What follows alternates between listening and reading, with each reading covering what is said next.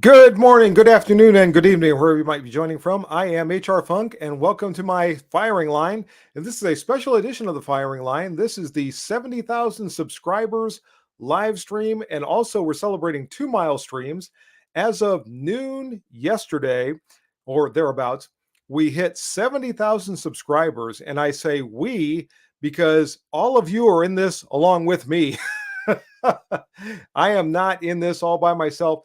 Thank you, thank you, thank you to all of you who have subscribed to the channel, who have recommended to other folks that they subscribe to the channel, talk to coworkers and relatives and family members and whoever and suggested the videos, many of whom have subscribed on their own. And I have said this in the past. When I first started the channel, I never thought maybe even 7 people would want to subscribe to the channel and listen to anything I had to say and watch the videos. But now 70,000 subscribers. That is absolutely mind blowing to me. Thank you, thank you, thank you to all of you. A special thanks to my channel members who make a monthly contribution to the channel. You help out tremendously during those times when YouTube is demonetizing everything I put up, which is getting to be more and more frequently. The other milestone that we are celebrating this evening is my 1000th video. What you are watching right now makes the, what is that, 50th score video that I have produced on YouTube. And in front of me, I have a handgun that appeared in my very first video 12 and a half years ago. That was a 3-part video because in those days I could only produce a video that was 10 minutes long. And I produced my very first video talking about Duracoating firearms. And this very Smith & Wesson M&P 40C appeared in that video because I had Duracoated it prior to that video. And I was talking about the process and how it held up and everything else. So I'm putting it back up today in this video so everyone can see it again. And my understanding of the current YouTube policies are that as long as I don't touch or no one touches a firearm in a live stream, that it can appear, just no one can actually touch it. So I will not be touching it at any time during this live stream. And I know we've got several people over here that chimed in early on. And let me back up just a little bit to see who all we have here to begin with. Rich Key, I think, was the first person to join in. Elaine's Domain, ED, thanks for joining. Jeff Tim. And Steven Simpson is here. And let me go on out. Craig Benz, Chris 1911, Rich Powers, Big Shug, KD Cowboy, Keith Gregory, thank you, Thomas White, Steve Detweiler, thanks for joining, Steve. I know you had a tight schedule this evening. I appreciate you joining in. Tim Ray, Steven, J78, Keith Gregory, and I think, oh, Joe Jones. And if I missed you, I apologize, but thank you to all of you for joining. It appears, according to my official ticker over here on the side, if I can believe anything YouTube tells me, that we have 41 people here joining for this live stream this evening. Thank you to all of you for joining. Up just went up to 42. So I will try to catch you as we go. Cal Tipper is here and St. Andrew. And as always, this is the show that is completely dictated by your questions, your I can't even talk. Your questions, your interaction, and your basically participation in this live stream is what drives the whole thing. So thank you, thank you, thank you. This is just a phenomenal evening for me. I don't know how to put this all into words. When I started the channel back in 2012 and started to produce videos, and I first started to get a few people who would chime in and subscribe and interact with me on the YouTube channel, it was fantastic. And if any of you are left from those days, thank you, thank you, thank you. All of you, particularly early on, and even still to this day, are the ones who have kept me coming back to produce these videos over and over and over.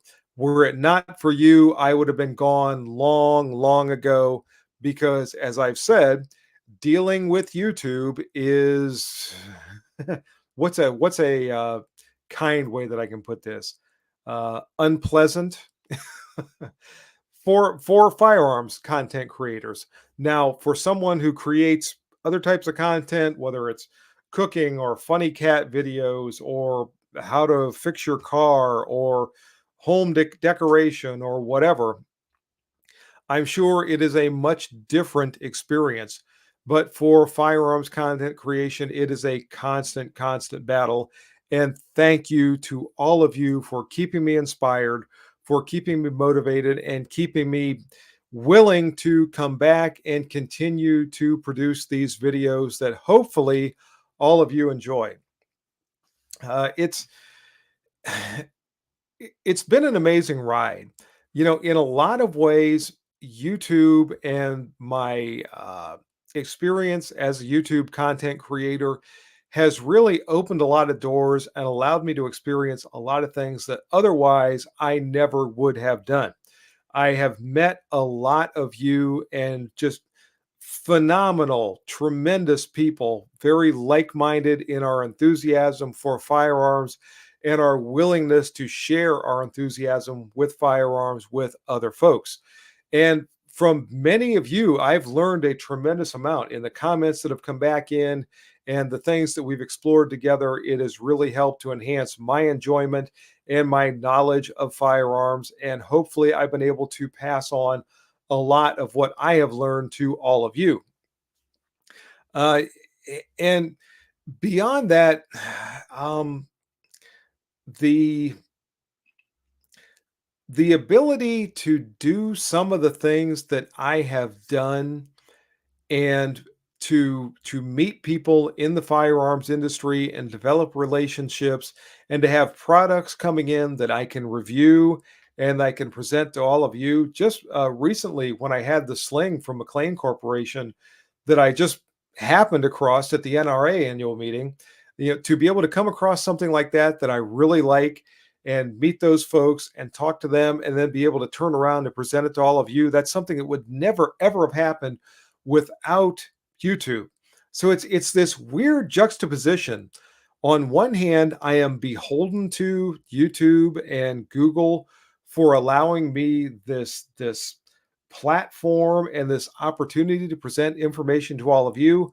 On the other hand, it has been a continual fight with them. And as I understand it, currently there is some lawsuit, dispute, whatever going on with regard to firearms content on YouTube. Who knows where that will go? I really would not be surprised to wake up any day and find out that my channel has been deleted and I'll get maybe I'll get an email saying, sorry, sucks to be you, but we are not going to allow your kind of content on YouTube anymore.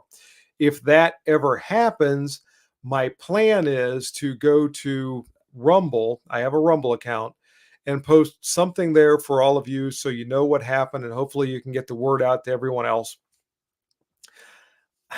If I ever get booted off of YouTube, I don't know that I'm going to go to Rumble or another platform and start all over again and try to build the channel back up to 70,000 subscribers or whatever. Um, Part of the problem is just viewership on those other platforms. If you think to yourself, how often you watch a YouTube video as opposed to a Rumble video or a video on some other platform, I suspect, much like me, you're going to look at YouTube many, many more times than you look at something on another platform. And I don't say that as a criticism, it's just the way it is. So, I after 12 plus years of building this channel, if it's gone tomorrow, I just don't know that I'm going to be willing to try to redo this all over again on another platform. So, for as long as I'm here, I will continue to produce the kind of videos that all of you seem to enjoy. And I'm going to produce them the way that I want to. Somebody got a hold of me, I think yesterday, after yesterday's video, and they said something along the lines of, they had watched somebody's video on some channel, I don't know who it was, who said that under the new guidelines for YouTube, maybe even doing something like weighing a trigger with a trigger pull gauge could be something that YouTube would disapprove of and potentially cause problems for that channel.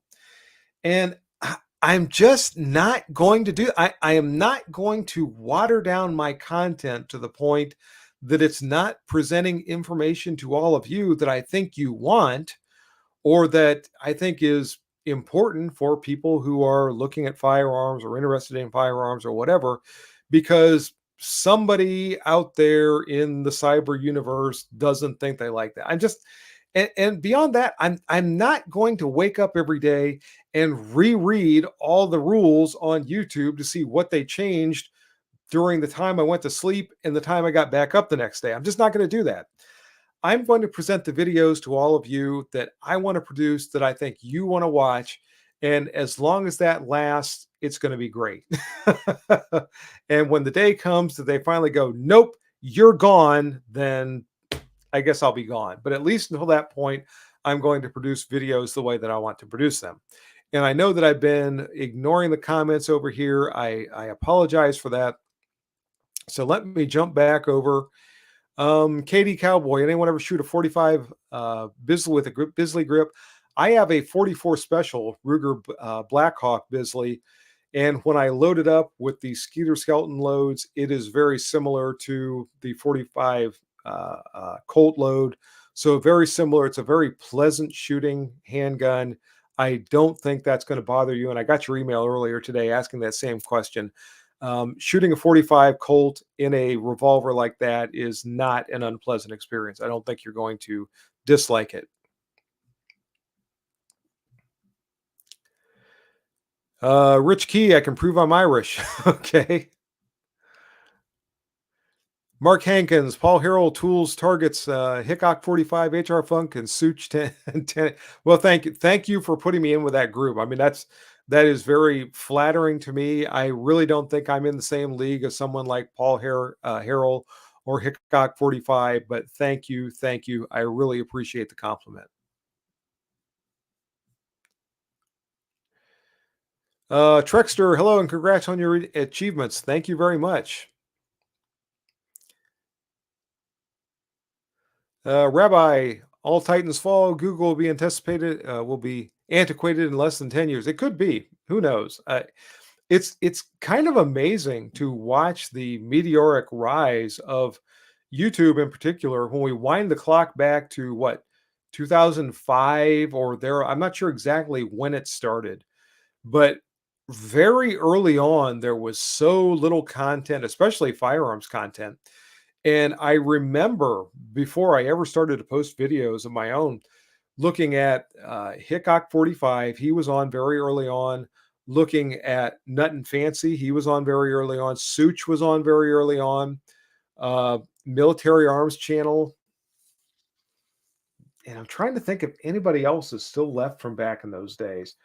Nobody comes to mind that I watch, but there were people that were around back then that are not here today. And it's kind of amazing to me when I think back about some of the channels that are just gone, either because the individual that produced those videos, him or herself, is not here. They've passed away, or they've had health issues and have deteriorated to the point that they just cannot produce videos, or people that for whatever reason just decided they didn't want to put up with the headache anymore or do the work or what have you for producing videos. Um, for anyone that has never uh, engaged in this venture, there is a tremendous amount of time and effort that goes into producing what I would call quality videos. Early on, there were a lot of videos on YouTube that really amounted to what I would call home videos. Somebody would go out to the range, or a group of people would go out to the range, and somebody would have a video camera or a phone that would take video or whatever, and they would record their friends shooting, and it would be ha ha he he, look, we shot the target or whatever. And that type, and if that's what somebody wants to put up on YouTube, that's their business. I'm not criticizing them. But to try to get people to watch and to engage viewers with content that is going to resonate with them and it's going to make them want to come back and watch more and more videos from that same creators really takes a dedication. And I've talked about before, I have no background. And I always say it's painfully obvious that I have no background in photography, videography, acting, or anything like that. And I can actually go back 12 years ago. And first off, I can watch myself age if I watch my videos throughout the course of time that I've had a channel. But I can go back to that and I can see how my content was lacking early on. And I thought, and I still think I was a pretty good firearms instructor back in those days. But the difference is when you have people in front of you and you're instructing and you're conveying information to them, you get instant feedback as to whether or not that information is sinking in and resonating with them. You can see the look in their eye. If you say something, if you make a joke or what have you, you can gauge their response. So you know whether or not you're making that connection. When you're talking to a camera, you get none of that. So when I go back and I watch those very early videos, that very monotone presentation and kind of not really sure how I'm going to say what I want to all of you. Oh man, it's painful. It's ah, it really is. And going back and watching those videos myself critically and trying to see how I can improve my presentation. How can I improve the way I speak? How can I engage all of you more? Has really, really been a long term undertaking for me. I still do every video I have ever made. I can go back all 1,000 of them. I can go back through and find things that I don't like about them. That I use this word when I should have used that word, or I didn't like my inflection here, or I stumbled over something that I was saying there, or the camera angle, or the lighting, or something else. There's always something that I don't like, and I try to improve the next time I produce a video. So over the course of all these years and all these videos, I at least like to think that the content has gotten better and the presentation has gotten better. And somebody made a $10 donate. Rabbi, thank you very much. Mimi's much of fun. She wants the change back. She is not here, by the way. She is out with some friends of hers for dinner this evening. So it's just me and Chewy. And I think even Chewy abandoned me. He's somewhere else. I can't see him right at the moment. So you're stuck with just me. But thank you, Rabbi. Thank you for that $10 donation. I appreciate it. And Mimi will appreciate it as well. And let's see. Again, I am ignoring the comments over here.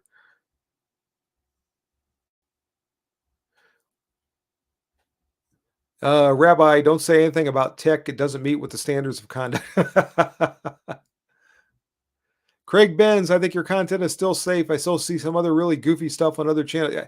You see it, but first off, you might not know how often that content is demonetized, and who knows when it's going to be that those channels are just gone. It's when I look at what happens to my and here's this is amazing. This is mind blowing to me.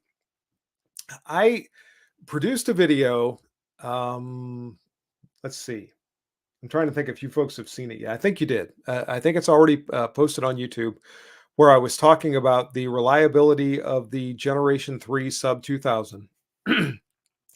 And I think that was my last Wednesday video, if I remember correctly.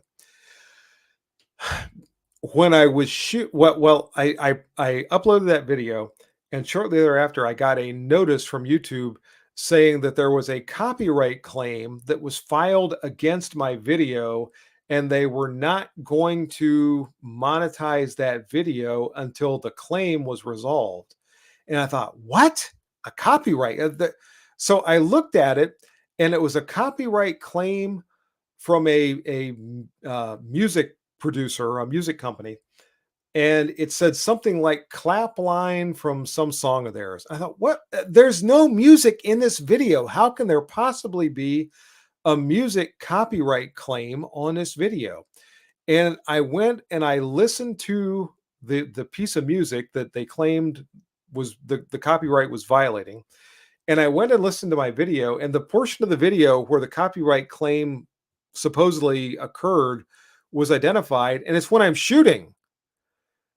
And the only thing I can figure is something about the AI on YouTube locked into the rhythm or the cadence when I'm shooting, and thought that was the same as the clap line in this piece of music, and somehow or other that triggered this copyright, and it's still in dispute. I filed a appeal to it, and the music company has up to 30 days to remove their claim, and then after that, YouTube has to decide what they're going to do. But that's the kind of stuff that drives me absolutely crazy, because I try so hard not to cross any lines or violate any rules or whatever. I'm not touching my M&P 40C right here, not touching it at all. You can all see that there is space between my hands and that. So I am abiding by the rules, and I try to do that in all the videos. And then when I get something like that ridiculous copyright claim, it just drives me crazy. But that's the kind of stuff you deal with when you have firearms content on YouTube. And let me jump back over here to the comments. HR Funk, you should hire a lawyer. I'll talk to my lawyer when she gets home from dinner with her friends. For any of you that don't know, Mimi is an attorney.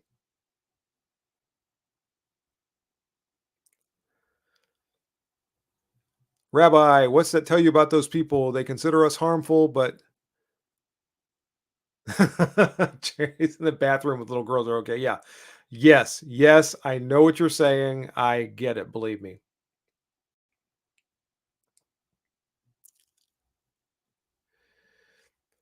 Mike can't you? Glad you're going to make the content you want. Thank you. And that's the only thing I can do. I cannot control all these friggin' ridiculous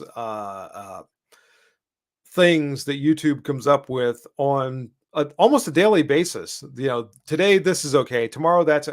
I have had videos. This is true, where I have uploaded the video and it has been demonetized by YouTube, and I've taken it back down and I've made an extremely minor change. Like I've deleted a section where maybe I misspoke or something. It did not change the substance of the video at all. Re-uploaded it and had it monetized. It's just nuts. There's no way to try to guess what they're going to do on any given day. It is completely arbitrary. The quote unquote experts that they have that review these videos, I would love to talk to these people and find out what their expertise is in, because it cannot be in firearms. Time Travel 1911, keep fighting Marine. Hickok gave you a shout out on his. I saw that, and I appreciated that. I've talked to him. It seems like for the last several times that I've gone to an NRA annual meeting, I've run across Hickok. He's great to talk to. Great guy. Hickok, if you see this, love talking to you. Can't wait to talk to you the next time. Thank you very much. The funny thing is, at this most recent meeting down in Dallas, which has now been 2 or 3 weeks ago, I'm walking through there and I heard somebody say, "Watch out for that guy. He's a Marine." And I looked, and it was Hickok. And I said, "Hey, Hickok, how you doing?" I walked over, shook his hand, and he was in the Sonoran Desert Institute booth. And so I'm standing there shooting the breeze with him. And there were people, I didn't realize people lined up behind us that are waiting to get their picture taken with him and shake his hand and this and that. And of course, I'm nobody. They don't have any idea who I am, but he's Hickok 45. And all of a sudden I look and there's this line behind us. And I thought, oh, geez, okay, Hickok, good. Yeah, great talking to you. Because when you talk to Hickok, it's just like when he's making his presentations on his channel. A very relaxed, laid back, very personable guy, great individual. And for any of you who were lined up behind us waiting for me to get out of the way, so you could get your picture taken with Hickok. I apologize. I didn't realize you were back there. And as soon as I did, I got out of there as quick as I could.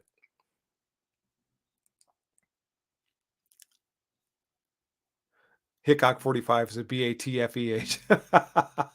I don't know about that. Oh, by the way, if anybody wants to join as a guest, send me an email to hrfunk@zoominternet.net. I will send you a link to the show. You can join. If you choose to have your camera on with your phone or computer or whatever you're joining from, then everyone is going to be able to see you. There will be a split screen. So yeah, keep that in mind. If you're all relaxed in your underwear watching TV or whatever, and you decide to join and you activate your camera, everybody's going to see you. If you decide to join just by audio, then nobody will be able to see you. But either way, we'll be able to have a conversation back and forth. So if you want to join and participate in the 70,000 subscribers / 1,000 video live stream, feel free. But just keep in mind that if you activate your camera, everybody will be able to see you.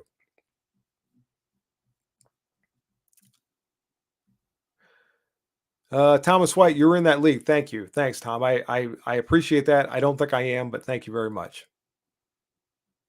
2005 is getting to be a long time ago. Yeah, tell me about it. Do you remember? I remember being a kid when the year 2000 was 20 years, 30 years, whatever into the future. It's like, wow, that's so far away. And we're going to have flying cars and we're going to have robots waiting on us hand and foot. Well, that didn't happen. But yeah, I agree. 2005 is now a long time ago. Steve Detweiler, a big deal for gun tubers is election season in Texas. Brandon Herrera almost unseated the incumbent in his district. Took the establishment $10 million to keep his seat, 49.3 to 50.07. I knew he lost. I didn't know how close it was.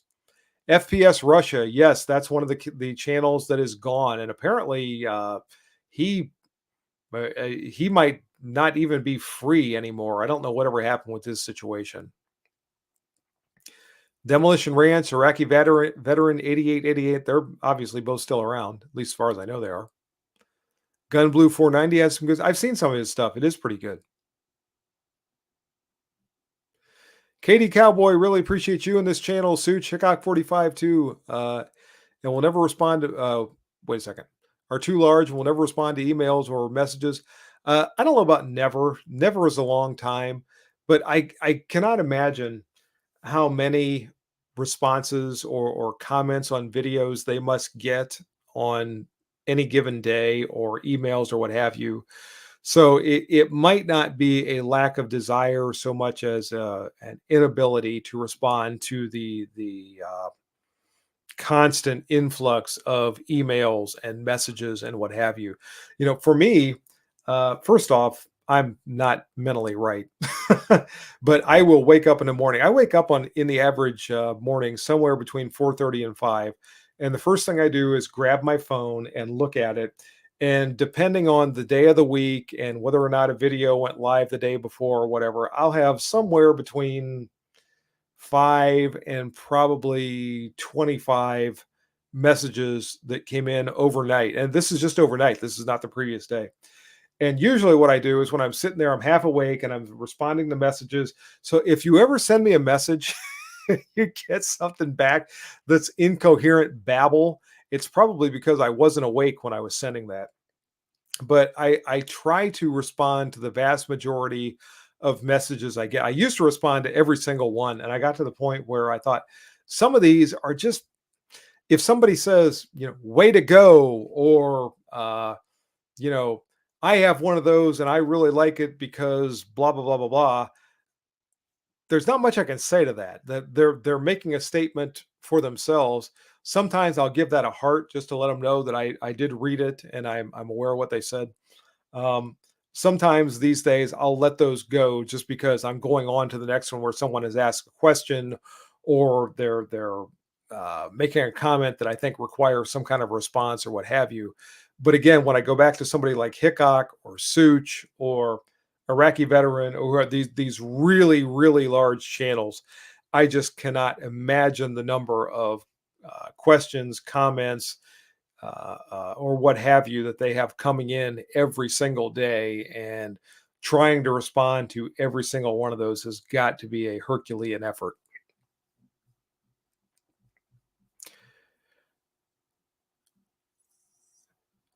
Scott Person, I still missed Tennessee Outdoors 91, and I don't think I realized that channel was gone.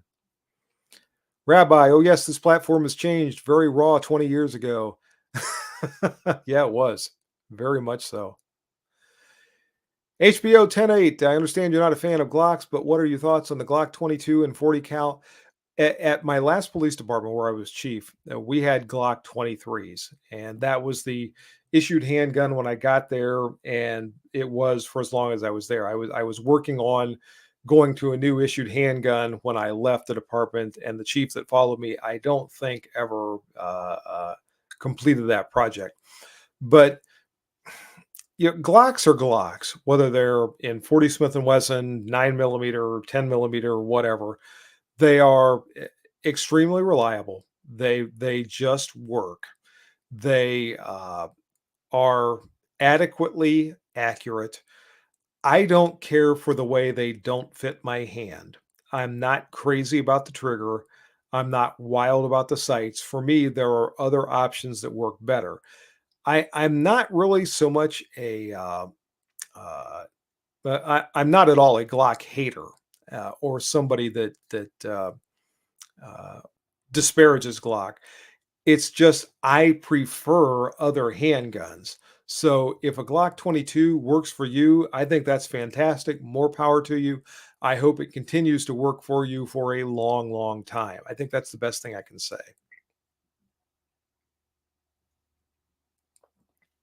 Bill 1717, I'm glad you made it. No problem. You're not really late, and I'm probably way behind on these comments just based on where it looks like I am. The Firearms guy is moving to Ohio. He has quite a viewership. I didn't know that. I had no idea he was moving to Ohio. I think he's, at least to this point, been in the New England states somewhere, maybe Massachusetts, maybe Connecticut, something like that. At least that's the sense I got, but I could be wrong. Vegas AB dropped a $50 bill. I'm not sure what you're referring to on that one, Vegas, but thanks for joining. Luke B is here. Thanks for joining, Luke.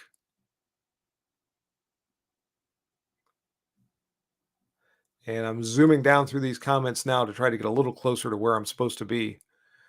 Are you going to the first GOA annual meeting? I got something on that. Probably not. I would like to, but we've got some other things going on about that same time, so I don't think I'm going to make it. I wish I could.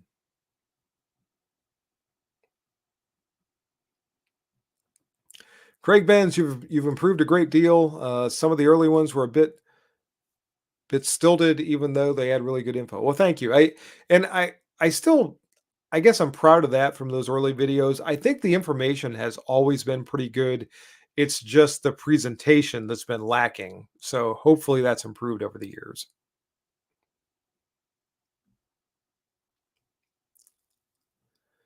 Katie Cowboy, I can't believe you haven't blocked my email address. No problem. I really don't mind. Chewy is outside for Pete. No, he's not. He's lounging. So, Chewy, where are you? Yeah, that's the level of discipline I've gotten so far. He doesn't even come when he's called. Heard that Such is a cousin to Nancy Pelosi. I have no idea. I've talked to him a couple of times. Real nice guy to talk to. I don't know who he's related to, who he's not related to. I can't confirm or deny that. Floridian, good evening to you.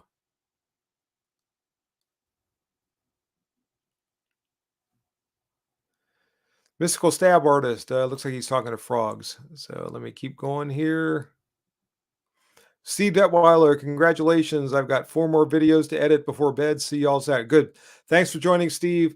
Hope you enjoy or hope you get through those videos okay. I know the work that goes into editing, believe me. So I hope that goes smoothly for you. Pelosi isn't related to anyone. Steve Simpson, since just you tonight, you make chili or meatloaf for dinner. Neither one. I made sloppy joes, which is probably easier than any of those because all I have to do is brown grief. I can't even talk. Brown beef and pour my sloppy joe stuff on, stir it around, and I've got sloppy joes. Put it over top of bread, and things are good to go. KD Cowboy went to the range with the Canik Rival SFX and the O sight. Was very happy with the optic. They need to scale it down and offer other reticles. And I think that's coming. It was so cool to be at the O Light launch event in Dallas on I think it was the 17th of May, because they went over all of their brand new products and they gave us a chance to ask questions about those products and some of the ideas they have for the future. And with the O site, I think they were looking to see how it was going to be received. And all indications are it has been received very, very, very well. So they were talking about moving into the future, going to a multi reticle system where you could have either a circle dot or just a dot or just a circle or what have you, going to other footprints where they have the RMSC size or the HoloSun 507 slash RMS size or whatever. So it it looks like they are planning on expanding that line considerably, and it's just going to be a matter of time as they go about that. So I've still been very happy with my O site. I'm waiting for another one to get here because I want to do some more testing with the original one, but I want to do some endurance. I don't really want to say torture testing. I don't like that word, but I want to do some further testing. And if I manage to destroy it, I don't want to not have one. So I'm waiting for the new one to get here before I start to do more and more testing on the one that I have. So stay tuned for that.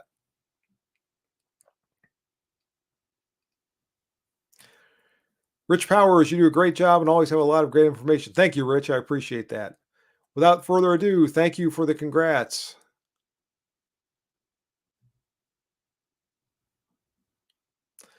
Rabbi, the AI used to moderate is laughable joke, so broken, they're using it to save money and, and fire people. That's probably true for Google. Greg Shearer, I'm glad you made it. Don't worry about being tardy.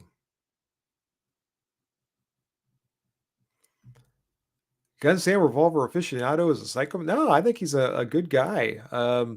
He comments on here every once in a while. I think his videos are pretty good. No, I don't think he's a psychopath. Rich Key, I like beer. You're not alone. Often wonder how Demolition Ranch and Kentucky Ballistics have survived YouTube. Didn't Demolition Ranch get deleted at one time? I think that channel was completely done away with, and somehow they got it reinstated. I don't know how that all worked, but I believe there was a problem there at one point.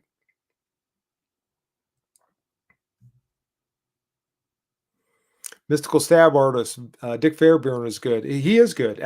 I remember reading his articles years ago, and I hope he doesn't mind me telling this story, but probably a year and a few months ago, he got a hold of me because he was just starting his YouTube channel, and he was asking some questions about sort of how to go about it and what things would be good ideas and what have you.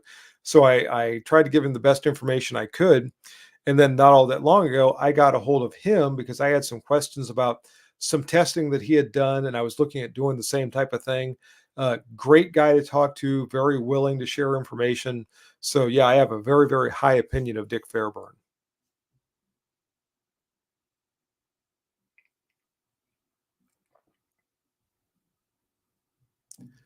St. Andrew, Google owns YouTube and Google has their own rules. Yeah, no kidding.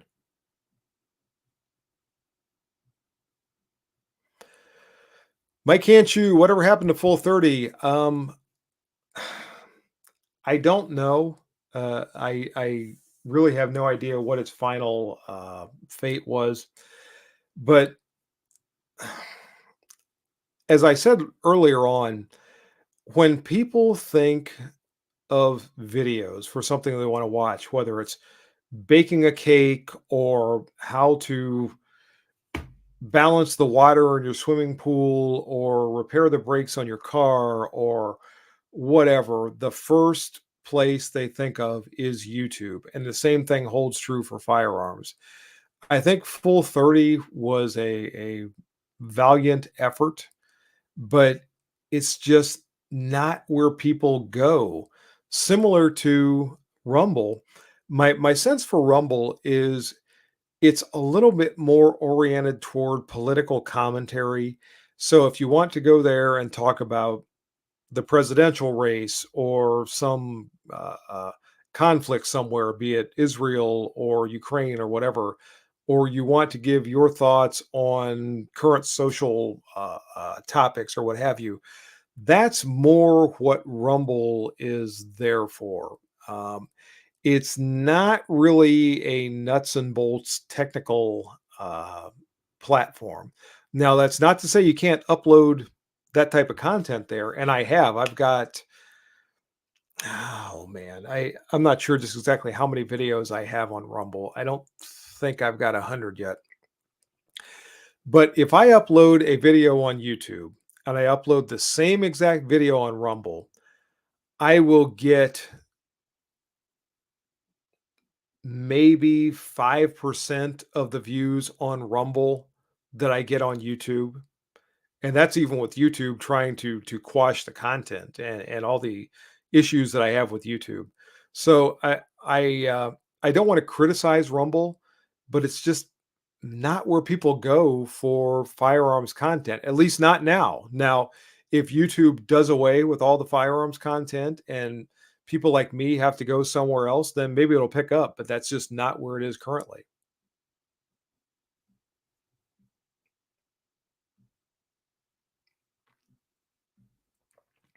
Scott Person, I subscribe to a number of gun channels with very few followers. Just like when I first found this channel, there are so many small gun channels. There really are, and it's kind of amazing. Again, with how big YouTube has become during the time that I've been posting content. When I started posting 12 and a half years ago, there were far, far fewer people that were posting firearms content than are currently. It seems like every time I look, there are more and more and more people posting firearms content, which is good as far as that goes. Good, at least until YouTube does away with it all. But it's kind of amazing that there are so many more people now. Turner Saddlery is here. Thanks for joining, Gunny. I appreciate that. Rabbi, SCI spends 40,000 for an associate's degree and qualifies you for to oil people's guns for. Oh, come on, Rabbi. I think you can do more than that.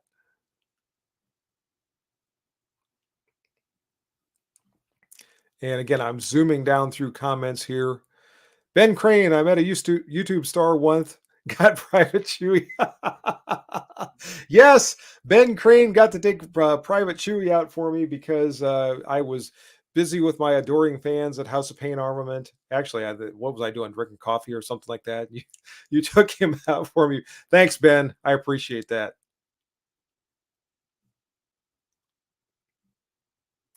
Albert Michael, thanks for joining. And I'm scrolling down through these comments again. Heard Jeffrey Tubin will be at the 1,000 sub video. Yeah, maybe not. Still want my flying car. Me too. John Lacasse, Semper Fi to you. J78, how's Private Chewy? I think he's out lounging by the front door or something like that. He's not in here where he should be paying attention to things. Mystical Stab Artist, I was shooting Remington Thunderbolt 22 long rifle out of a 17-inch barrel at 40-ounce beer bottles, 250 yards. Wow. Having real trouble breaking them. About a third of the time it would bounce off. What's going on? At 250 yards with thunderbolts, lead bullets, and depending on how thick the glass was on the beer bottle, I don't know that I'm surprised by that. Uh, that's not really uh, potent 22 long rifle ammunition. I mean, if it was something like CCI velocitors or what you call it, stingers or something like that, maybe I'd be a little more surprised. But with thunderbolts, not so much.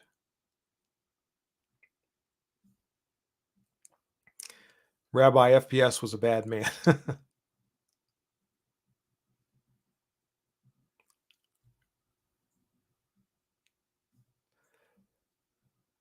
And again, I'm scrolling down through. I'm trying to make up time here.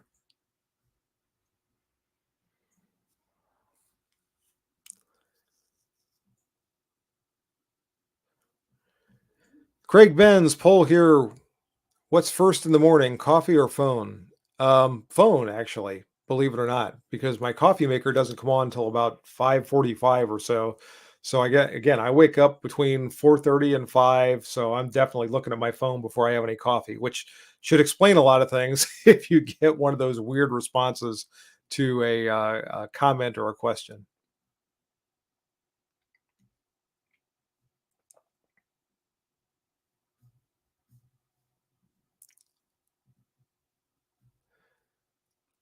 Forgive me if I pass your comment. I'm just zooming down through here right now.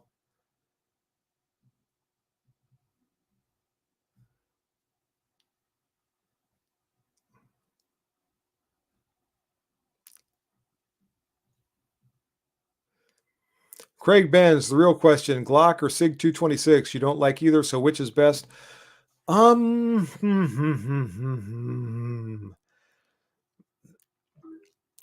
See, this is one of those hard questions because a lot of it depends on what I'm going to be using it for. If I'm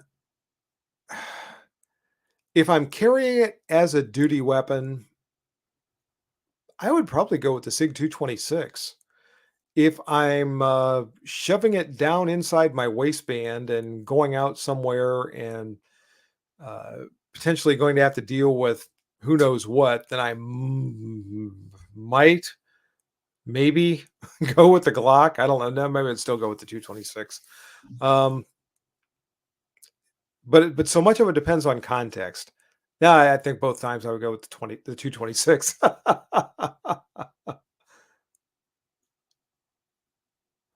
Notice how Howard has never shown his shoulders in a video. He's hiding Glock. Okay, here you go, Rabbi. There's one. And here you go. Is he right? No. But there is a tattoo there.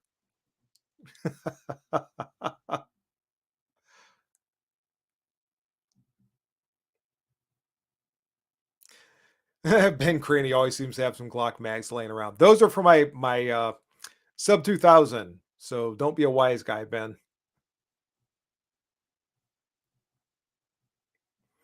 SC Patriot, hello from South Carolina. Hello to you. And I'm going to be in South Carolina again here before long. We're going down to get my daughter moved back in and get ready for her next year of college. That's actually, I guess, going to be a few weeks away, but not too terribly far. Sir Skippy Pants, OTOA is this week. Are you going? You know what? I got invited to go by House of Pain Munitions, and I think I'm going to try to make it up there. Maybe on Tuesday, I might try to stop by. So if you're going to be around on Tuesday and you see me there, be sure to say hi.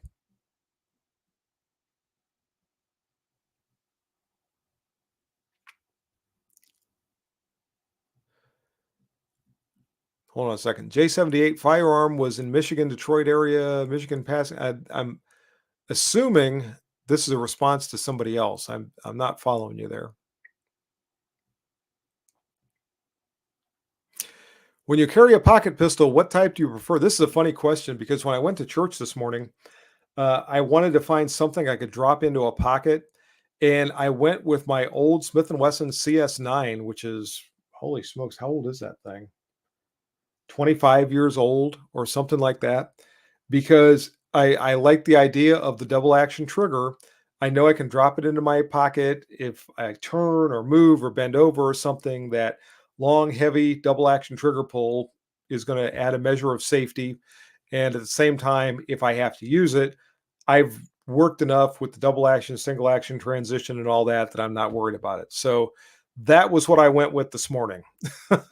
A lot of times it is my Smith and Wesson uh, 342, which is a J frame 38 special 5 shot for the same reason, for that long, heavy double action trigger pull. It's just safer in my mind in my pocket. And somebody else made a donation here. Who is this? Wow, I'm way behind. Greg Shearer.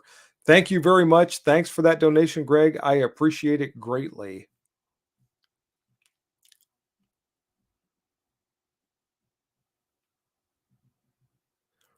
And let me zoom through here some more. Mike Honshu sent my O site back. It didn't hold zero. So back to Siley and Zusley or Zulsi. I've heard reports of that with the O site. Mine has been fine. So I don't know if it was just some of those that it happened with. The nice thing about the O site is that it has a lifetime warranty. So if you have a problem, you can send it back. And in all likelihood, Olight is just going to send you a brand new one. So hopefully that will take care of it. Ben Crane, I know you guys see the magnetic mount for RDS. I saw something about it. I didn't watch the video yet. I don't know who's producing it. So I have no real opinion on that yet.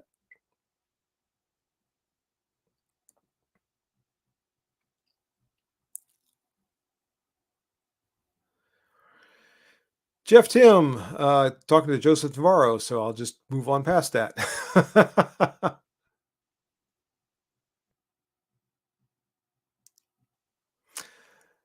Craig Benz, I like Gun Sam's videos for repeatability of his tests, but find his analysis often lacking. When it comes to looking at ballistics and then trying to read the tea leaves and predict how any kind of ammunition is going to do in a future hypothetical situation, I think it's a educated guess at best for anyone, not just Sam, but whether it's the FBI doing it or an ammunition company doing it or whoever. There are just so many variables when it comes to terminal ballistic with regard to shot placement and physiology and toxicology and psychology and all those other ologies that to try to make any kind of definitive prediction on how this type of ammunition or that type of ammunition is going to do is, like I said, an educated guess at best and just a wild stab in the dark at worst. So uh, I I would not be too critical of Sam or anyone else. They're trying to do their best, but it's like trying to predict what the weather is going to be like 6 months from now on a particular date. It's just taking the best guess you can with the information you have available to you.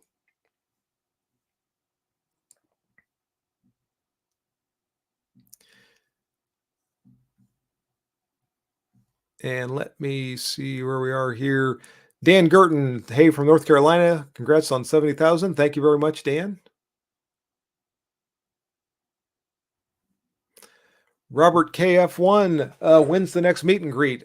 Um, I don't know. I would like to go back to House of Pain again for Veterans Day this year.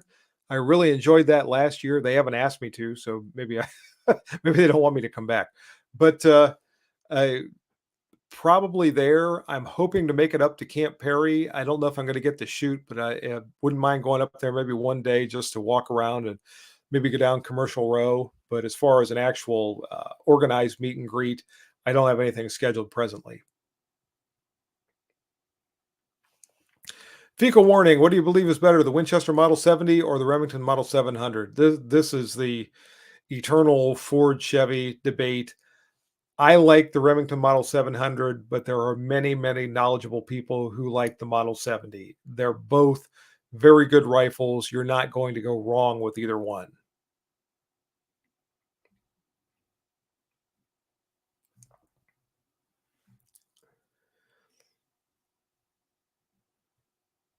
Rich Key, I like a good lager beer. Um, for me, it all depends on what kind of weather it is. When it's warm out, a lager is good, an IPA is good. When it gets cooler in the fall, then well, especially I love the Oktoberfest beers that come around in August, September. Just absolutely can't wait for those to come around every year. We get into the cold weather, then I like the dark beers. I like the stouts, the porters, things like that. So it just kind of all depends on what's happening in the environment around me as to which beer I prefer. Ben Crane enjoying Kentucky Straight Wheat Whiskey at the moment. Good for you, Ben.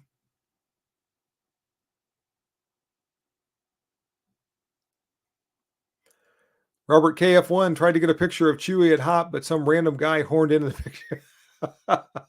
That wasn't me, was it?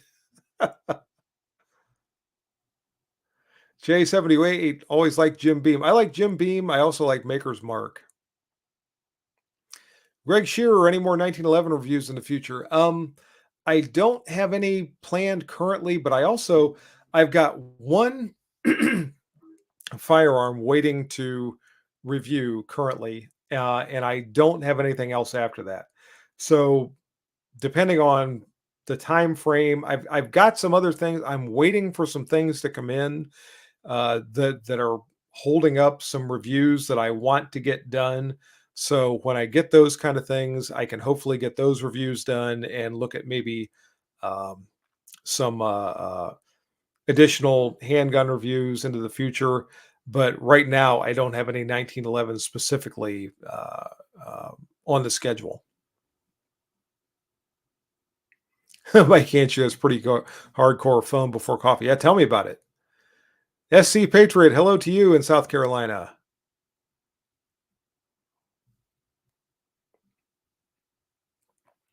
Joseph, do you shoot IDPA or USPSA? Good practice, not training for cops and military. Not really. I shoot about one handgun match a year, maybe. I prefer training with my firearms or with my handguns rather, to competing with them. I'm not opposed to training, but a lot of training, I don't want to say this diplomatically, it goes beyond what I would call practical shooting, regardless of what the name of that organization is, and gets into the realm of fantasy or gaming. And I'm not being critical, but I'm just saying it's not really, in my estimation, training for realistic firearms encounters, if that makes sense.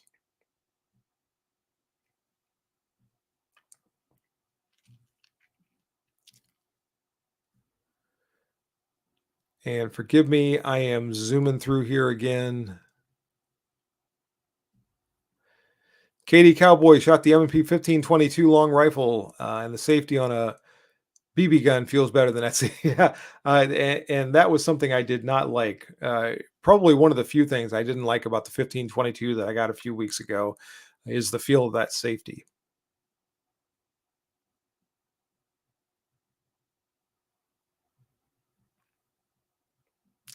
Big Shug. I mean, I guess I'm not supposed to be with the magnetic.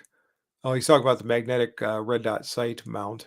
Uh, and again, I have no experience with that yet, so I really can't comment on it.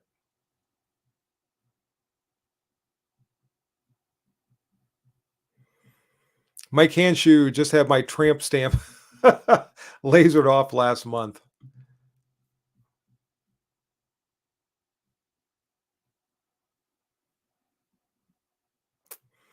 Trexter, oh, talking about Mike's tattoo.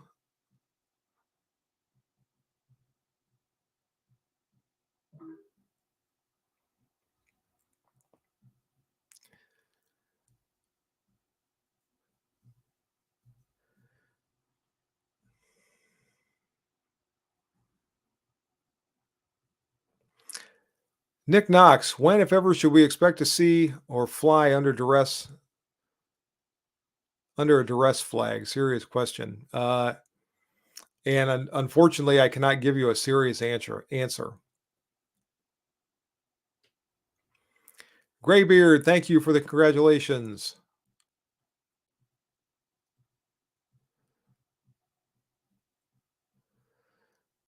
Big Shug had a few beers, supposed to be up at 1:30, 4-hour drive to work. Ooh, geez. You might want to get to sleep pretty soon then.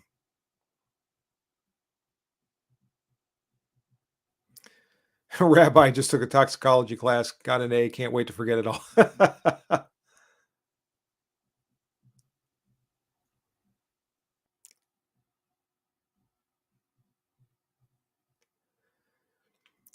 Joseph tomorrow, if I don't get a revolver, any thoughts on the 40 Smith& and Wesson or on the Smith& and Wesson 4013 TSW? Might try to get it gifted for my father for finishing up university. I had a Smith& and Wesson 4053, if I remember correctly, which was a really nice handgun. It was essentially the size of a 69, 6906, but it was chambered for the 40 Smith& and Wesson. The one that I had was a double action only. The only thing I didn't like about it is it had a full stainless steel frame, so it was heavy. It worked very well. It was accurate. It held up to 40 Smith& and Wesson very, very well, but I didn't carry it very often, and I ended up trading it for that reason because it was just a very, very heavy handgun. Now, if you get the alloy frame version, it should be much better as far as carrying goes, but depending on how much you shoot it, there always runs the risk of potentially cracking that alloy frame with the 40 Smith& and Wesson uh, cartridge. Now, even so, I think it's going to take a lot of shooting with the 40 Smith& and Wesson cartridges before that would ever become a concern. So, if it's going to be one of the carried a lot, seldom fired handguns, it's probably going to be just fine.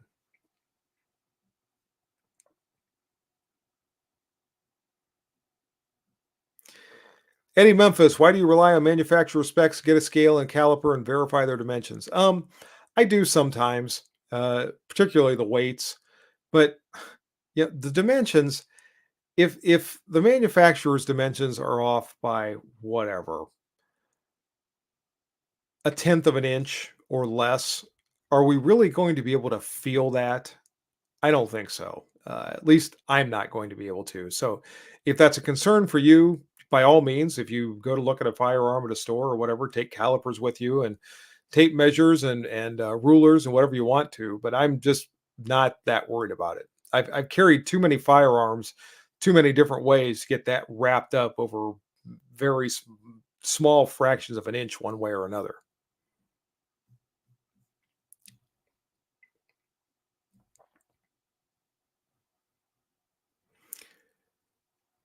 Craig Ben's Guinness Extra Stout or best bust. I like Guinness, and I remember when we went to the UK, getting it over there because it was a beer that I was familiar with, and good beer.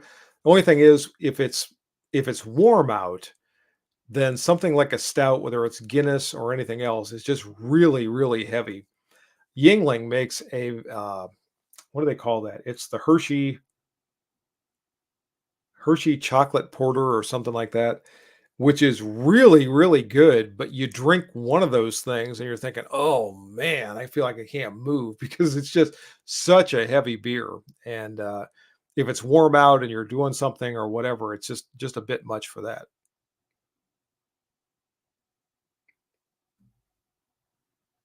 Big Shug Miller High Life. Wow.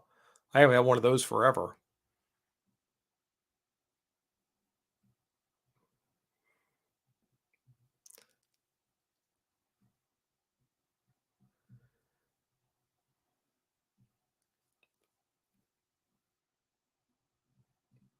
And again, I'm zooming down through these comments. Sean Zimmerman, love your channel. Keep up the great work. Thank you very much. I plan to do so for as long as YouTube will allow it. Grumpian 48082, what's your thoughts on the 380 ACP for self defense? I don't want to get shot with it.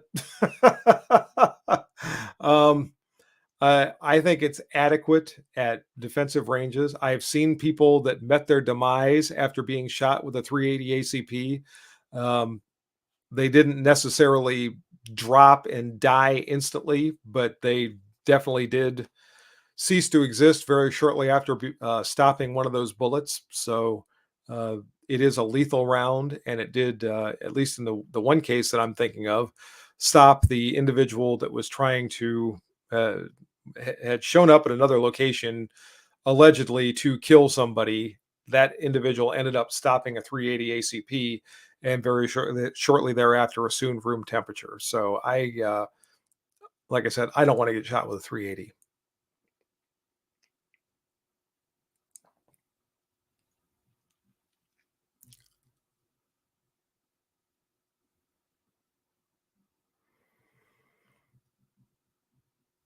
What?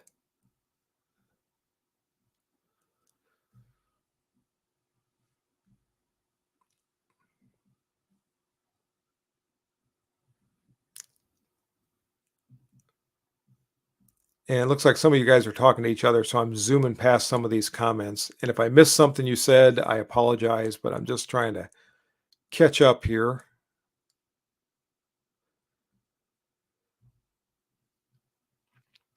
Scott Person, Chief, is there any brand of gun that you would not shoot? Wait a second. Is there any brand of gun you will not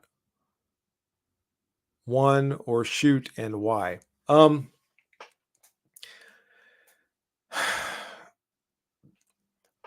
I can't think of a brand off the top of my head. I have had firearms that I will not shoot. We had one of them that was taken as evidence years ago, and this was a shotgun. I don't remember what gauge it was. I think it was a 410. It looked like something somebody put together in their basement. And one of the things that our prosecutor's office here required us to do was test fire firearms so they could introduce them as evidence and say, yes, this is a functional firearm for whatever charge they were trying to prove. And I remember getting one of these things, and somebody wanted me to go out and test fire it because as the firearms instructor, armor, all that kind of thing, that always fell to me. And I looked at that thing and I said, I'm not going to shoot that. I no, send it to the crime lab, let them shoot it. I was afraid that thing was going to come apart in my hands because it looked like a piece of junk. And I've had other ones like that as well that I'm just not going to shoot. But as far as a brand, off the top of my head, I can't think of a brand. There are individual firearms that I think are junk. And if any of you ever come across something called a Grendel, a little semi-auto, I think they were in 380 ACP, get away from them as fast as you can because they are trash. I had some of our officers that had those years ago that just never functioned at all. Now they didn't blow up or anything, but they just would not function worth a darn. So that would be one that I wouldn't be afraid to shoot, but I would never carry it for any serious purpose.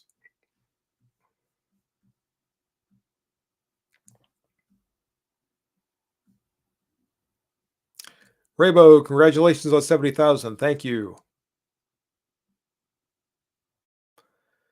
Why can't you? I live in Maine, so heavy beers work. Good for you. I had a friend when I was in the Marine Corps from Maine. He was from Bar Harbor, as I recall.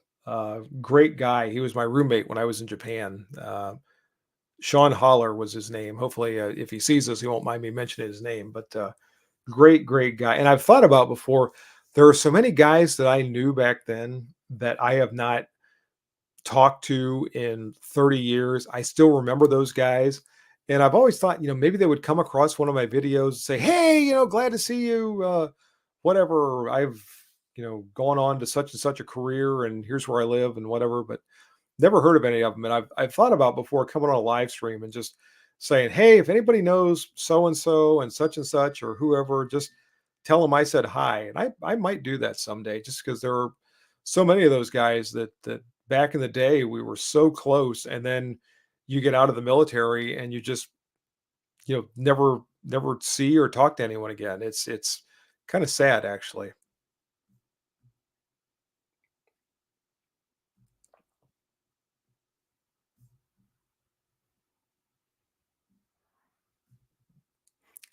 Raybo, I don't want to be shot with a Red Rider. I know what you mean. Ohio Gunrunner, glad you made it. Thanks for joining.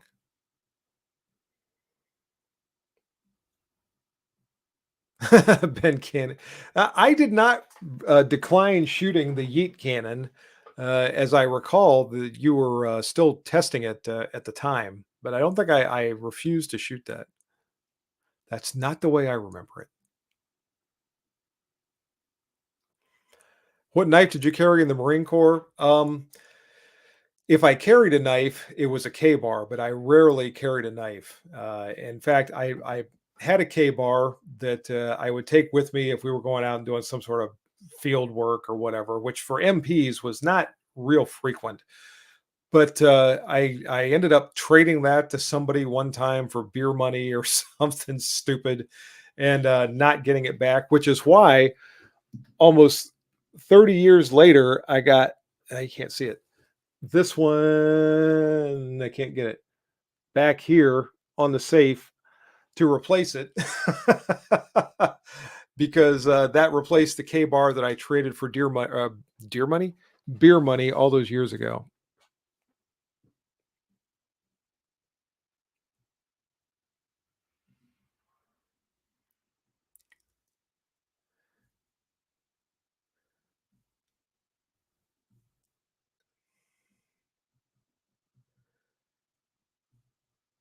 Marvin Turner is laughing about the Grendel comment. I haven't seen one of those in years. They were back around, I'm going to say the late 80s or early 90s. I saw some guys with those things and they were just trash.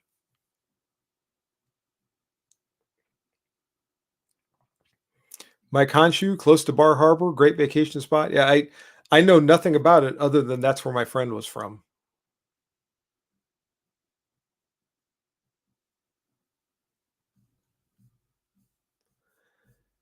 Wow, am I caught up here?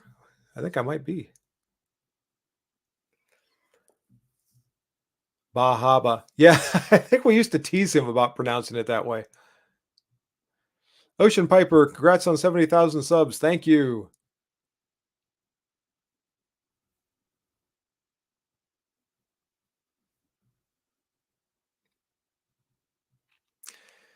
Sir Skippy Pants, which police departments did you work for? I actually worked with for three after I got out of the Marine Corps. I was a military policeman in the Marine Corps. I got out of the Marine Corps. I worked for a small village department in southern Ashland County, Ohio. Then I got hired by a mid-sized city in Wayne County, Ohio. I worked there for 23 years. When I retired from there, very shortly thereafter, I was offered a job as chief of police in another nearby village, and I spent the last 7 years of my career working there as chief. So that was my entire career, entire law enforcement career, anyway. By the way, if you add all that up, it comes to something like 35 or 36 years. Long damn time.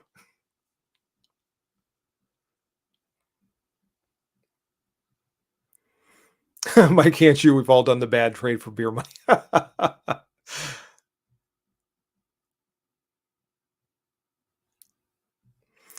Mark Hankins, Jeffrey Fallon was my buddy in the Corps. He played fullback for Oregon 1 year, was 5'10 and could dunk a basketball. Really? That's interesting.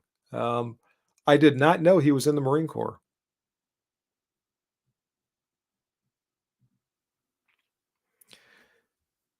Craig Benz, a commenter on another video. Wait a second, where'd that go? Talked about deer hunting. When is that season? In Ohio, deer season is always the first week of December.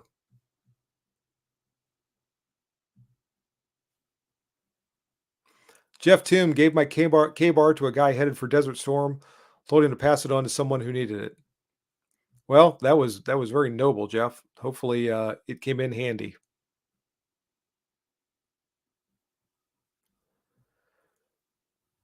Uh, I'm probably going to pronounce this wrong. Deanra Walton, congrats on 70,000 subs. Thank you very much. I'm sorry if I mispronounced your name. Steve Hughes, are those photos of previously owned 1911s behind you? Actually, no. Those are all photos of P-35 Browning high powers, and they were given to me years ago by the folks from BH Spring Solutions. So I use them here for decorations in my shop.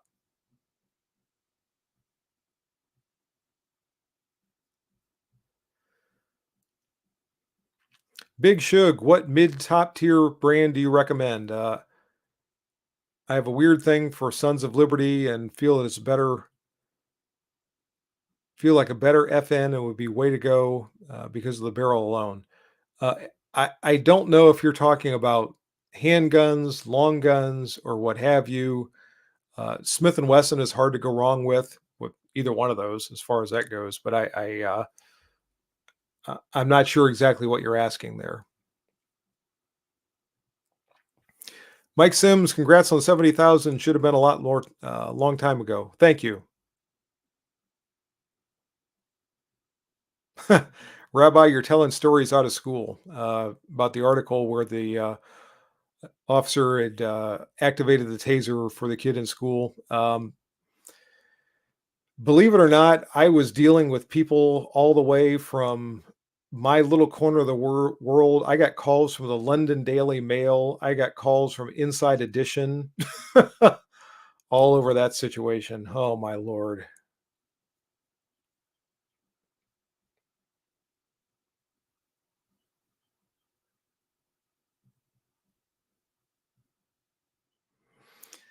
Nick Knox, Young's double chocolate stout is delicious. I'll keep that in mind.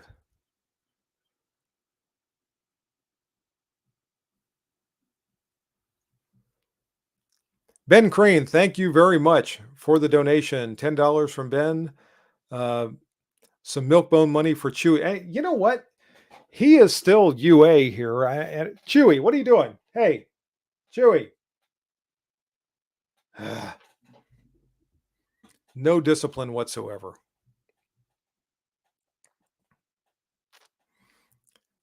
He puts those high power picks up for the stream to cover the Glock 19. You got me, Rabbi.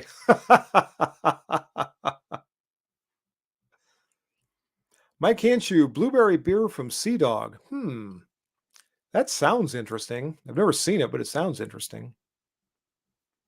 Big Shug, long guns, mid tier. Yeah, Smith and Wesson. If you're looking at ARs, Rock River Armory or Rock River Arms rather is good. Who else? Yeah, it's. I wouldn't. I don't know if they're considered mid tier, but I really like PSA firearms. I think they make great rifles. So there's a few options for you there.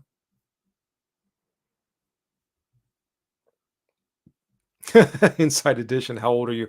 Old enough to get a call from Inside Edition.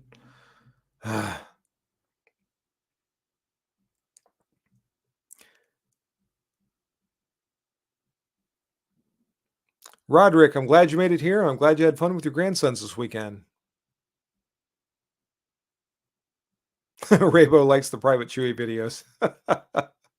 Yeah, the funniest thing about those is I take Chewy out for a walk, and normally I have this loop that I go on where I go down the road and across a farmer's field, and there's a community college back behind me, and I go around the community college property, and so often I'll just think up something while I'm walking, and I have my phone with me, so I'll put it together and just try to take a quick video and upload it. It's just whatever I come up with that kind of fits that general theme.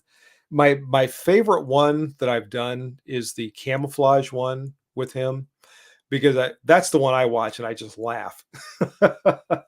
But for whatever reason, that got very few views. I don't know if YouTube just didn't send out very many notices or whatever. But if you haven't seen that, go to my channel, go to the shorts feed, and look for the one that says "Training Private Chewy Individual Camouflage" or something along there. And that's my own personal favorite.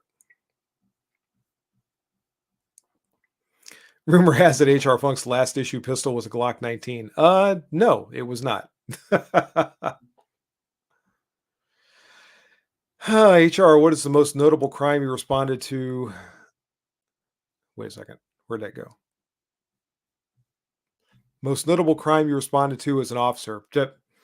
You name it. I mean, I've responded to homicides. I've responded to various, every kind of sexual crime you can think of. I've responded to, like I said, just name it just about, and I've responded to it at one time or another.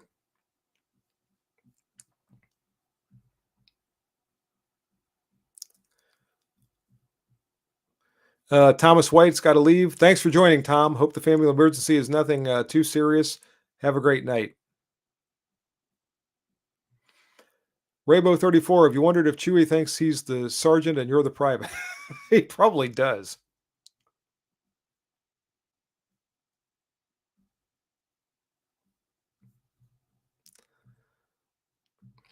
JD James 68. How was the Model 19 carry comp held up to holster wear? I don't think there's any visible wear on it. It's in the safe back behind me. And if it wasn't for the fact that I can't touch a firearm during a live stream, so I'm not going to touch one. But were it not for that, I'd pull it out of the safe and show it to you. But I don't think it shows any finish wear at all. Jeeps Cafe, my daughter wants to know what HR stands for. Howard Ross. I was named after my grandfather. His name was Howard Ross Stewart, and I am Howard Ross Funk. So that's which is cool to me because he is probably the finest gentleman I have ever known in my life. He was a lifelong farmer here in Ohio, salt of the earth type person. He lived into his early 90s and just a tremendous, tremendous person. And I've always felt honored to be named after him.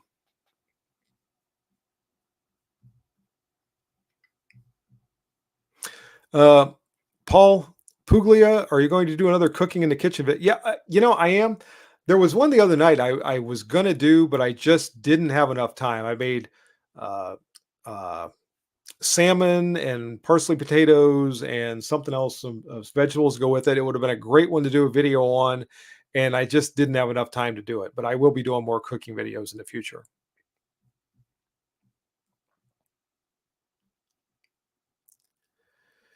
Uh, Mike Hanshu, you like the Tezos? Are you going to check out the DS 1911? I've got one, and I've got a video on it. The BR9 DS, I believe is what it's called.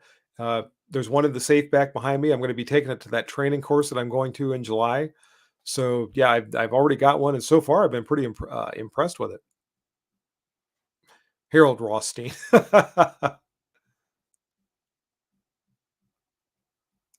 Any bank robberies? Yes, as a matter of fact, I've been to a couple of bank robberies.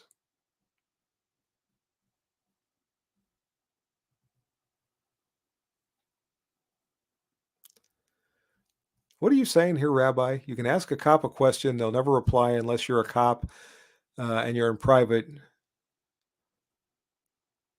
Could screw up a case or conviction.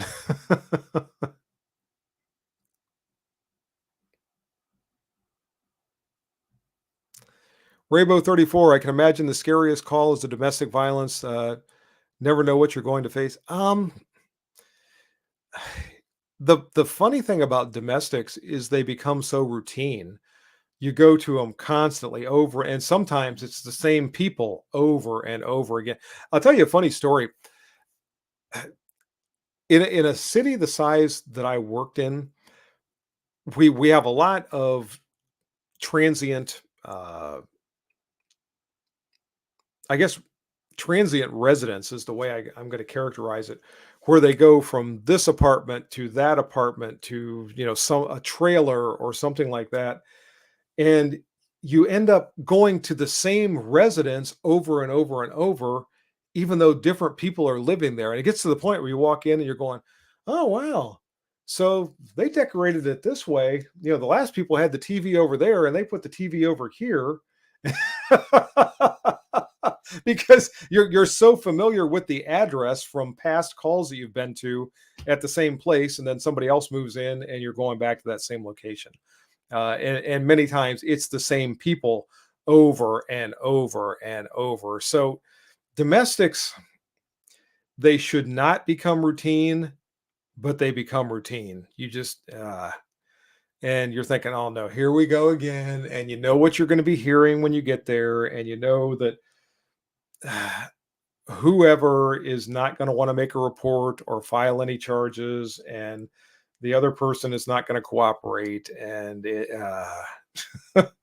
They're almost more aggravating than they are frightening.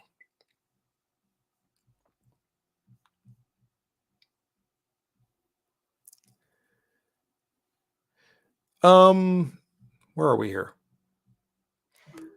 Pico warning: has TZOS discontinued the Raider, the 45 Raider? Not to my knowledge. I think they're still making it. Big Shug, congratulations again. Got to go. Thanks for joining, Shug. Appreciate it. Have a great night. Get some sleep, and I hope tomorrow goes really well for you. Paul Puglia, did you get a new Jeep? No, same Jeep that I've had since what? I think I got it in December of 2021. Yeah, I think that's when I got it.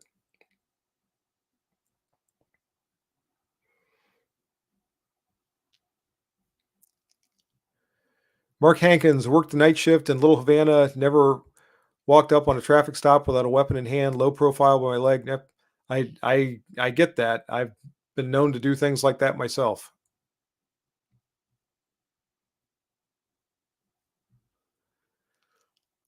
Day at the range, way to go, 70,000.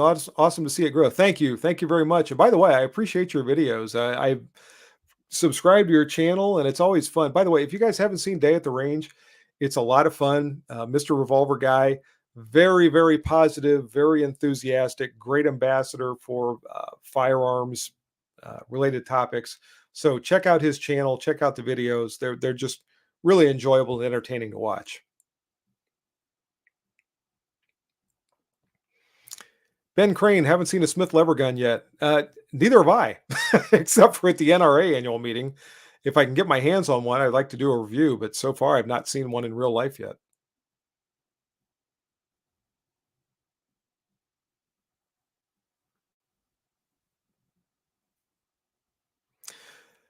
Richard Mabry, how about a behind the scenes video showing your prep for a range trip, set up, operate the targets?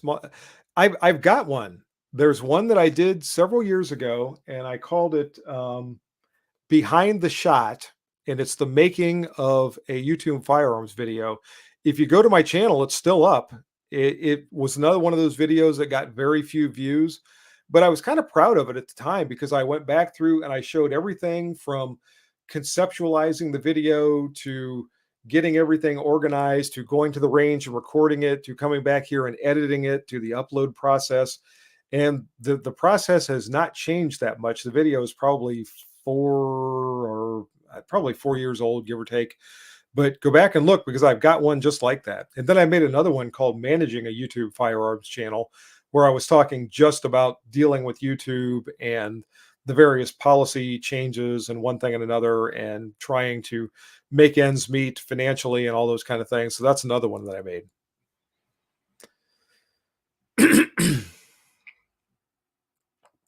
Joe Jones was deputy sheriff in Florida for 27 years. And you go to the same residence over. Yeah, I know. Over and over. Same people over and over.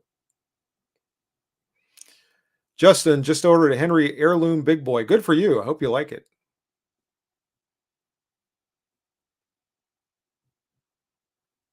Raybo 34, want to get a Tizage, but my focus has shifted to what I show on the channel. Okay. Well, that's understandable.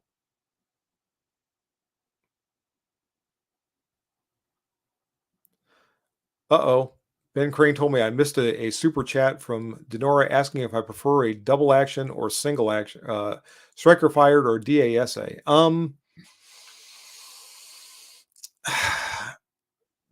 I guess these days, most of the time, I go with a striker fired. But just like today, I was carrying that CS9. That's the traditional double action, single action trigger system. So it always kind of depends on what I'm doing and how I'm carrying a firearm and all of those kind of things. I take a lot into consideration when I decide what to carry with me. And I'm sorry that I missed your question. Steve Hughes, have to go. Long day scheduled tomorrow. Congrats on 70. Thanks, Steve. Thanks for joining. Have a great day.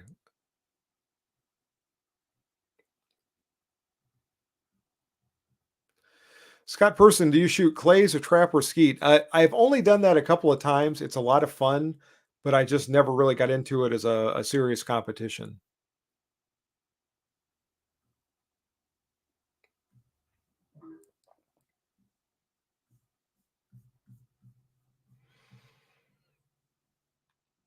Paul Puglia, HR Funk. Do you think they will pass a law for concealed pistol license holders to carry from state to state? I think you're talking about the nationwide concealed carry. I don't know. They've been talking about that for years, and of course, somehow or other, they're going to have to figure out how to get the Illinois and the New Yorks and all these other anti-gun states to come in to something like that in order to have a true nationwide concealed carry.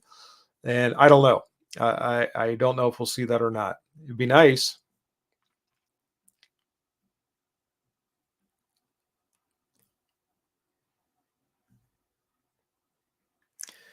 Day at the range is a lot of work, especially when you're a one-man show. Yep. Yes, and I envy some of these folks that have somebody that records the video for them. They have a cameraman, and they might have somebody that does the editing for them, and they've got somebody that takes care of all of the responding to comments that come in and stuff like that. Does the business end of it. I can't imagine how nice it would be to just be the star of the show and walk out in front of the camera and do your presentation and then go about the rest of your day. Yeah, for me, it's a very time consuming process to do the entire thing from conceiving. Yeah, and it's funny because to try to just come up with a premise for a video, I don't want to do videos where I'm just going out and shooting. Uh-oh. Chewy apparently has woken up out there. But where it's just me shooting, I'm going, ha ha ha, look at how I'm shooting.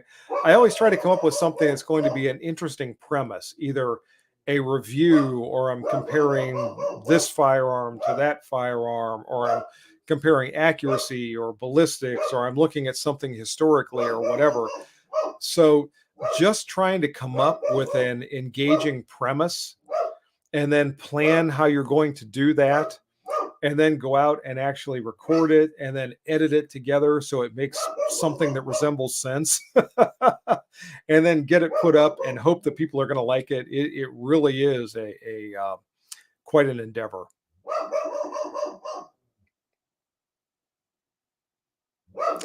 Roderick, June 18, YouTube has another gun policy change. I wouldn't be surprised. They probably do.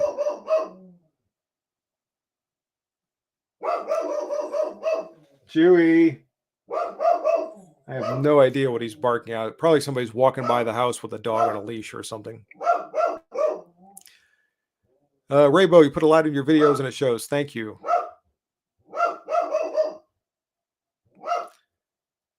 Farhan Nishad, congratulations. Thank you.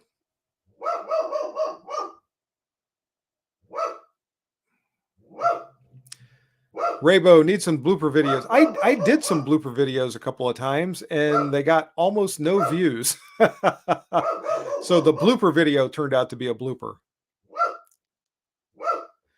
Jeeps Cafe, are you still using the M1A? Thank you for the sling install video. You're welcome. I do still use the M1A. I had an opportunity. I could have shot it yesterday, but I didn't. I was doing some instruction yesterday, some rifle instruction, and I wouldn't have minded taking the M1A, but I ended up using an AR instead.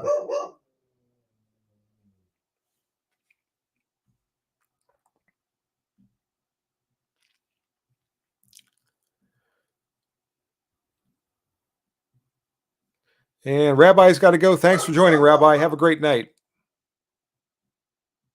What are we up to here? We're at about an hour and a half. Man, time flew by. And I suppose I should start thinking about wrapping this up. Let me see if I got any last minute questions here. Yeah, arf, arf, arf. That's Chewy. We don't hear from him until he decides to start barking.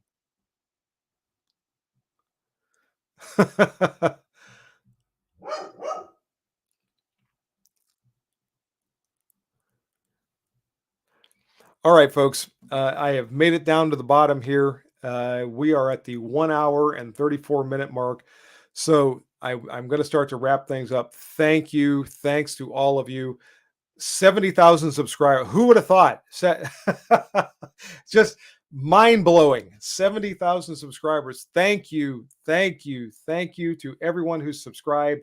Again, if you've recommended the channel to anyone, or you've shared videos with anyone or anything else, thank you, because a lot of those folks, I'm sure, have eventually subscribed themselves. It's just amazing to me that so many of you have decided to subscribe to this channel. Thank you, thank you, thank you. Uh, to my channel members, a special thank you again for the monthly donation you make. It's a constant battle with YouTube. I never know whether this video is going to be monetized or that video is not. So to be able to count on all of you each month for that contribution is of inestimable value. So thank you for that as well. To everyone who participates in the chats, who joins in the live streams, for the comments that come in, everything else, thanks to all of you. For whatever you get from the videos, I get more back from all of you, which is what keeps me coming back again and again and again. If it were not for all of you, I would have been gone from this platform years ago. It's because of all of you that I keep coming back, and I cannot say thank you enough. Have a great night. Enjoy the rest of your weekend. We've got a great video coming up on Wednesday. Hope you can be there for the live chat for that. And until next time, everyone, good shooting and bye-bye for tonight.